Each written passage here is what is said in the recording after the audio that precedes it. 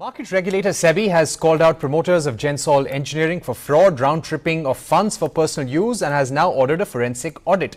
Investor Vijay Kedia warns that there could be more such cases waiting to tumble out of the cupboard. He joins us now to speak about the SEBI crackdown on Gensol and what retail investors should keep in mind, and also his views on the Indian markets amid global trade uncertainties. Mr. Kedia, thank you very much for joining us. You said that Gensol is not the only example. There could be more such companies tumbling out of the cupboard. What is your biggest worry here?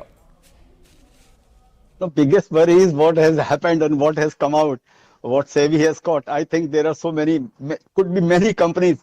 I don't know about the numbers, could be hundreds of companies like this, which has actually come out with IPOs in the last 3-4 years.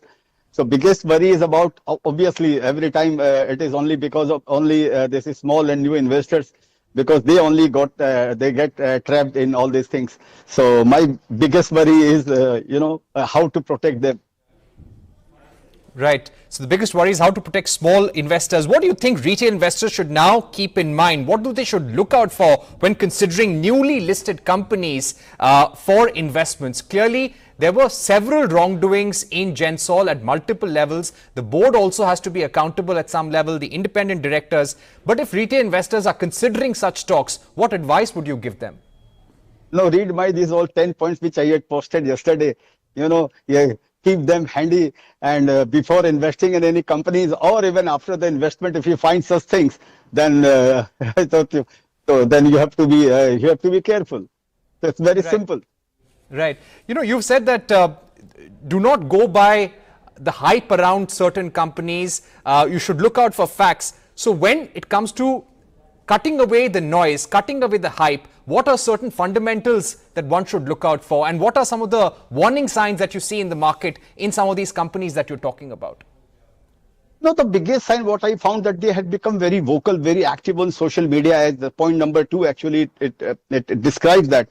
The moment they become very vocal, very, they try to portray themselves as they have become shareholders friendly and all. So that is one really red flag, because the good companies and the strong companies don't come out on TV channels or social media and talk every day about their doings. So this is out of those 10, this is one of the biggest red flag, I think. Right. Too much appearance, too much focus on marketing and publicity. What do you think government and regulators need to do in order to put more guardrails before such a situation arises? I think what SEBI is doing a wonderful job. But let me tell you, our system is such, because that is what I call autocracy of democracy. My biggest one thing I would like to pinpoint, like of course, because in our system, after SEBI is also after a regulator. No? They are not like a FBI or CBI or James Bond kind of thing they are doing. So what I think that they can expedite the issues. Like the first time this issue came to the surface, that was in June 24. Some whistleblowers, whoever came, brought this issue. And even now in April 25, we found that, okay, they are guilty. In stock market, this 10 months period is too much. Even 10 days are, too long, too a long period.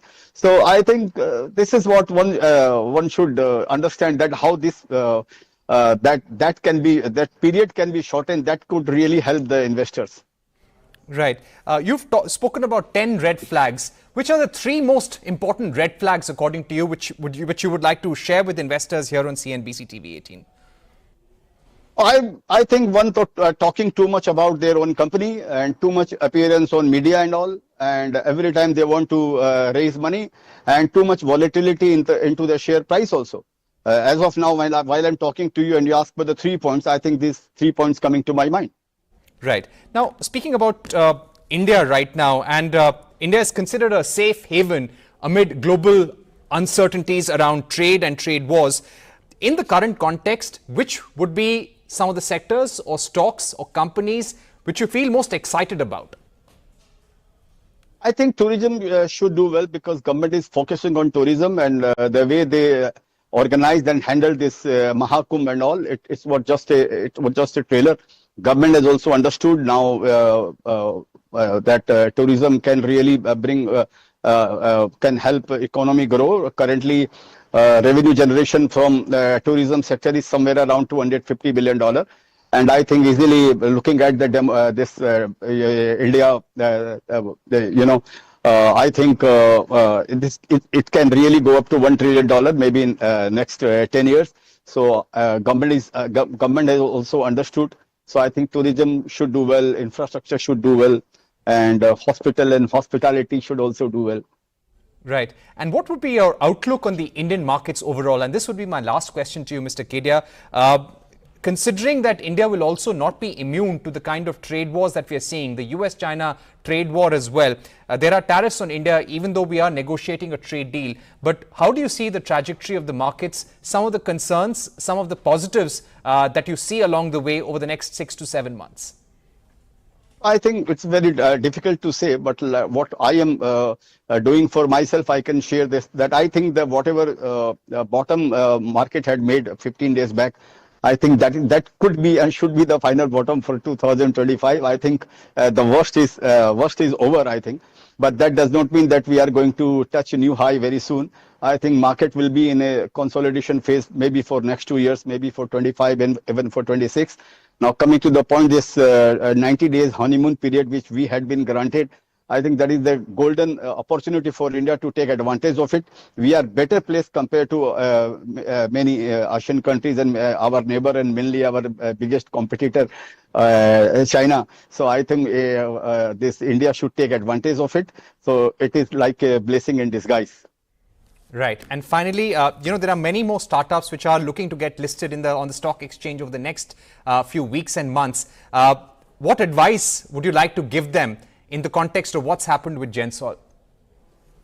So just one has to be careful, as it is written, they write in the train bogie na ki yatrigan apne saman ki raksha khud kare. So investors ultimately have to protect their own things, So follow whatever I have recommended and find few more points and all, and maintain strict discipline and be organized. Don't try to become a millionaire overnight, and just follow the discipline.